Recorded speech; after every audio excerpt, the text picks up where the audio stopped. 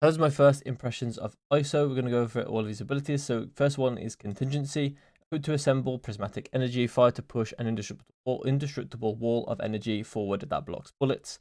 I think this ability is decent. I mean, it's like kind of like having like a different type of dash where you don't actually dash into sight, you just kind of hug the wall. So you can't really die unless you die to utility, which is pretty good. The one downside that I've seen when pro players and content creators were playing it is that I think if you don't stick to the wall, then it becomes like a massive issue where you can kind of like give the enemy a wall to like you to like block their line of sight until they can kill multiple of you. Especially if enemy somehow gets on an off angle, and then it can be, or like say somehow, but like gets on like a crazy off angle, it can be really bad for you because you just didn't have the ability to trade it really. Like you all got exposed that guy at once, and then they can line you up, you know. Yeah, that's it for this one. I think is has some use cases when it comes to like diffusing and planting as well. It also has some like lurk potential as well, even though it is like a bulletproof wall, right? It's still a wall, like a cascade. And because you can't stop it, it might be difficult to like do anything meaningful in like a lurk situation, for instance. Like, I don't think you can block a alarm bot with it, but you definitely can block a turret with it. So maybe you can use it to like lurk up against a turret or something. I'm not sure exactly how loud this thing is. I feel like it might be kind of loud. So maybe you can't actually use it to lurk.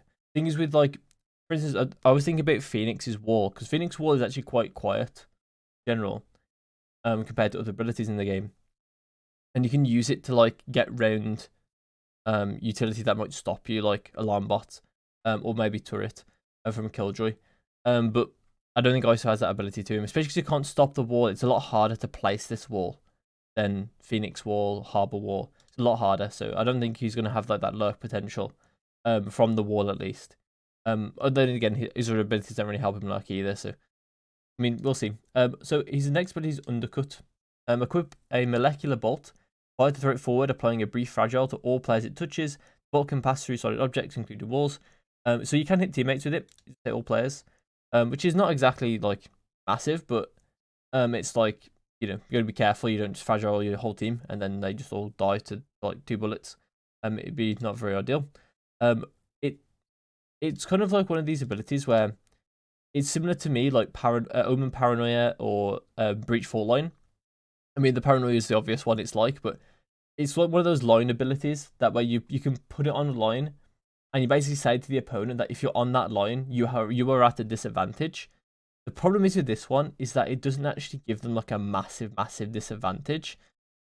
They can still kill you, and if they have a Vandal, they can one tap you. If they have a Deagle, they're gonna one tap you. So does the fragile matter, right?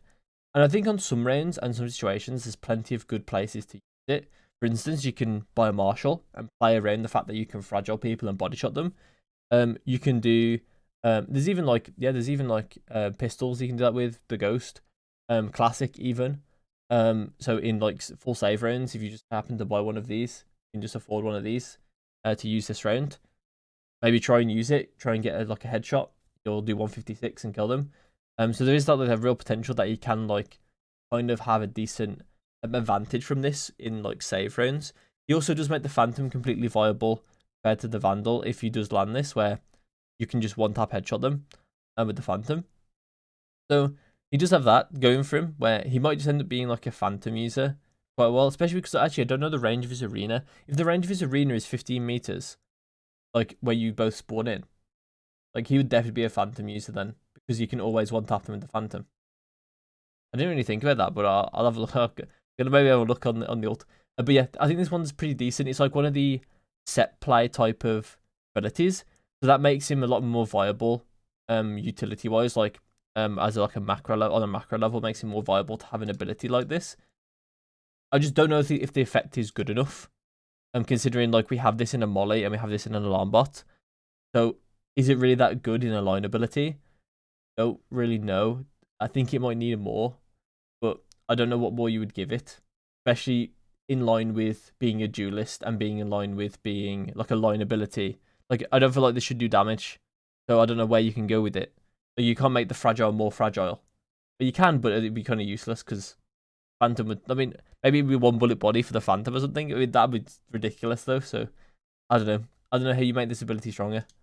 But yeah, it might not be strong enough for a line ability. So we got next one, double tap.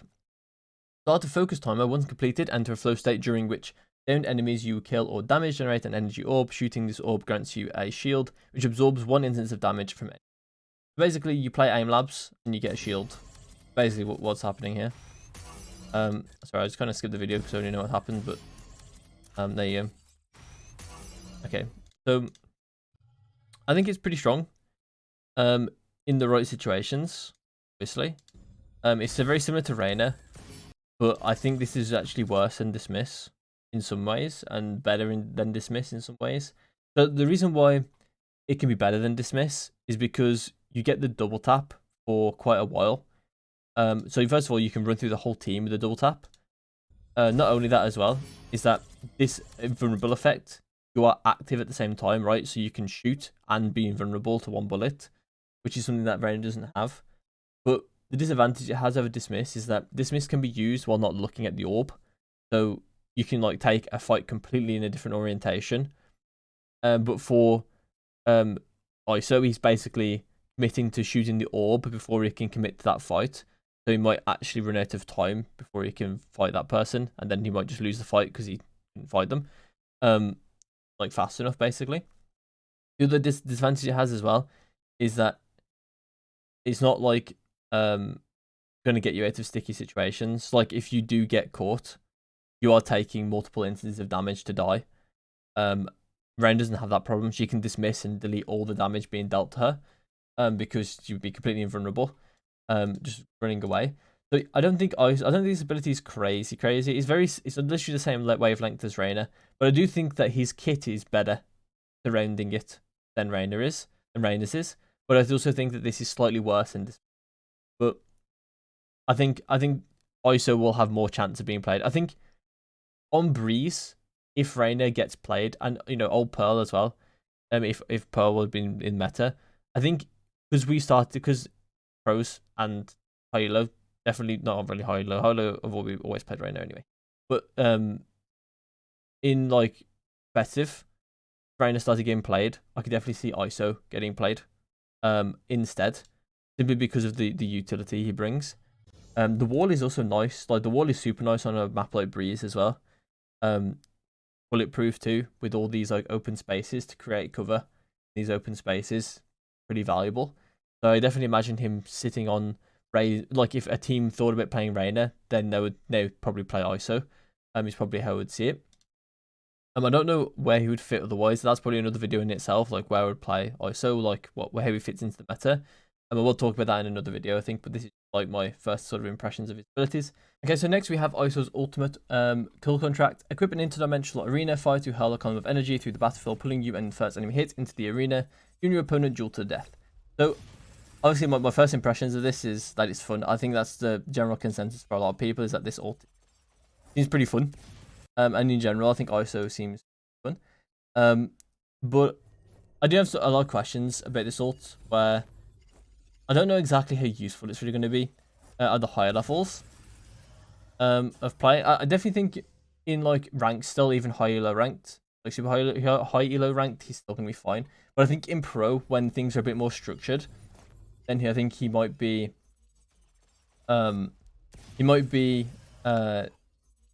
weaker. But the thing is that he's sort of like a I don't explain, like a utility disruptor, or like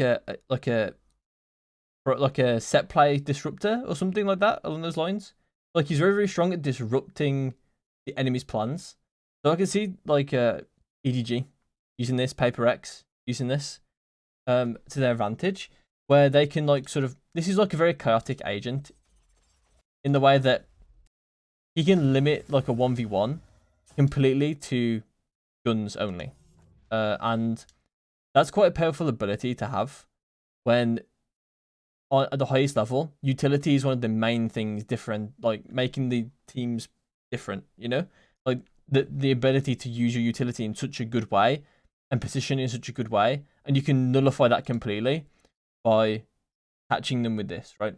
Then it becomes like, then you have to play around the fact that he can put in this column of energy as a pro team, and sometimes you just are forced in bad positions to get hit by this.